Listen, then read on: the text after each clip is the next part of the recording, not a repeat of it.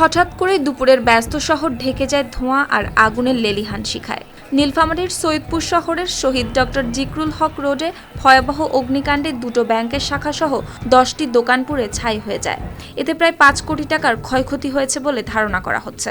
পাশে যে ইয়েটা ওইখান থেকে আমরা আগুন দেখতে পাই, আমরা তাড়াতাড়ি করে ফায়ার সার্ভিস এবং আশেপাশের লোকজনের সহায়তার জন্য চেষ্টা করি এবং ফায়ার সার্ভিসের বেশ কয়েকটা ইউনিট তারা দ্রুত এখানে আসে এবং আগুন নিভানোর ব্যবস্থা করে। তারা অত্যন্ত আন্তরিক ছিল এবং আশেপাশের লোকজন যারা তারা খুব সহযোগিতা করেছে আগুন নিয়ন্ত্রণের জন্য। আর প্রাথমিকভাবে আমাদের কিছু জিনিসপত্র নষ্ট হয়েছে, অনেক বেশি কিছু না, ভিতরে অনেক কালি টালি হয়েছে আর কি, যেগুলো ধোঁয়ার কারণে ভিতরে ঢুকছে। 2 মার্চ সোমবার বেলা 12টার সময় একটি লেপতোষকের দোকান থেকে আগুনের সূত্রপাত হয় বলে স্থানীয়রা জানায়। তুলা ও কাপড় থাকায় দ্রুত ছড়িয়ে পড়ে আগুন। পানির অভাবে ফায়ার সার্ভিসের প্রাথমিক চেষ্টা ব্যাহত হয়। পরে পার্বতীপুর, তারাগঞ্জ ও উত্তর ইপিজেড থেকে অতিরিক্ত ইউনিট এসে প্রায় 1 ঘন্টা পর আগুন নিয়ন্ত্রণে আনে।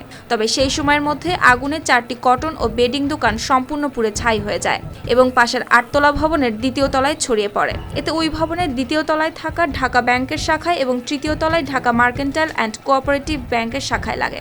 এ সময় পানি না থাকায় ব্যাংক দুটিতেও ভয়াবহ অগ্নিকাণ্ডের ফলে সব ডকুমেন্টস পুড়ে যায়। তবে নিচতলায় থাকা শোরুমগুলো অল্পের জন্য রক্ষা পেয়েছে।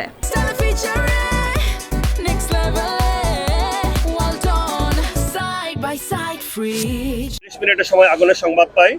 সংবাদ পাওয়ার সাথে সাথে সৈয়দপুর ফায়ার স্টেশন থেকে 3টে ইউনিট ঘটনাস্থলে আসার পর দেখতে পায় যে একটা 5তলা ভবনের সাথেই একটা সেমি পাকা ভবন, সেখানে চুলার গোডাউন হিসেবে ব্যবহার হচ্ছিল, সেখানে আগুন জ্বলতেছিল। আগুন খুব দ্রুতই সাথে একটা 7তলা বিল্ডিং আছে যেটা ঢাকা ব্যাংক আছে এবং ঢাকা মার্কেন্টাইল কোঅপারেটিভ ব্যাংক আছে। আগুন সেখানে দ্রুত ছড়িয়ে পড়ে, কিন্তু আগুন দ্রুত ছড়িয়ে পড়ার কারণে আমরা আমাদের যে পার্শ্ববর্তী আরও যে ফায়ার স্টেশন সেখান থেকে মোট 8টি ইউনিট ঘটনাস্থলে আসে। আপনারা জানেন এই জায়গায় পানির খুব ক্রাইসিস ছিল, যার কারণে আমাদের অনেক ব্যাগ পেতে হয়েছে।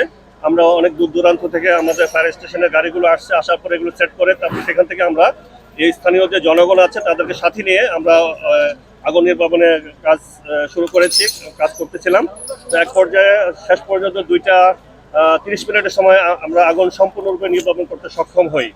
তবে এখানে আমাদের কাছে এখন পর্যন্ত কোনো আহত বা নিহত কোনো সংবাদ নাই। যদিও 5 কোটি টাকার ক্ষয়ক্ষতির কথা বলা হচ্ছে, তবে ক্ষয়ক্ষতির পরিমাণ আরও বাড়তে পারে বলে ধারণা করা হচ্ছে। News desk, RTV।